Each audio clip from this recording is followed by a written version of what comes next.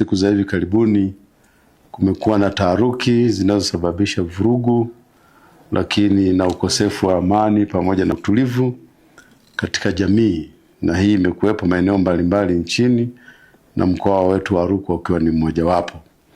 Hali hii imesababishwa na baadhi ya watu kuzusha kwamba wameibiwa nyeti zao. Kufuatia taharuki hizo, Jeshi la Polisi kwenye mkoa wetu wa Rukwa tarehe 6 Aprili 2026 lilifanya msako na kufanikiwa kuwakamata vijana 7. Na wote ilikuwa ni wilaya ya Sumbawanga. Vijana hawa ni wale waliozusha kwamba wameibiwa nyeti zao.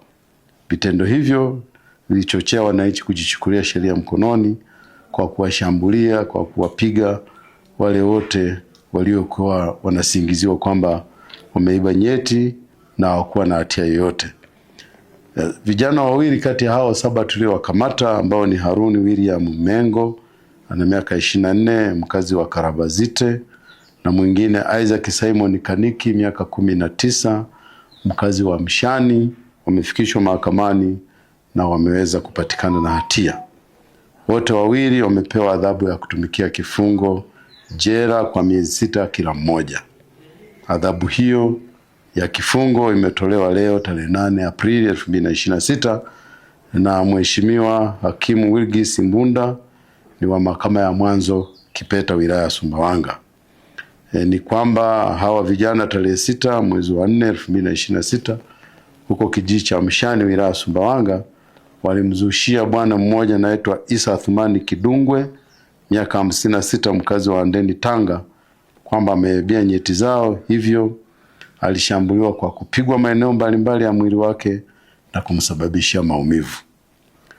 Watuhumiwa wengine 5 ambao tunaendelea kuwashikilia ni Geoffrey Mirumba Dominic ana miaka 24, Jafari Nebat Sanjira yana miaka 25. Hawa wawili ni wakazi wa Kilangawana. Lakini mwingine ni Huruma Geoffrey Kasonso ana miaka 18, mkazi wa Kiria Matundu.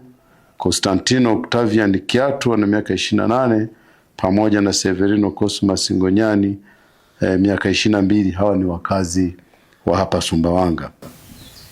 Hawa 5 taratibu za kuwafikisha mahakamani zinakamilishwa ili na wao wapelekwe. Jeshi la Polisi tunatoa wito kwa wananchi kuacha tabia inayoendelea ya kuzusha taharuki. Lakini wananchi wanasisitizwa kutochukua hatua mkononi, na kwamba wote wanaowatuhumu kwamba wametenda kosa la aina yoyote lile basi wafikishwe polisi ili hatua stahiki ziweze kuchukuliwa.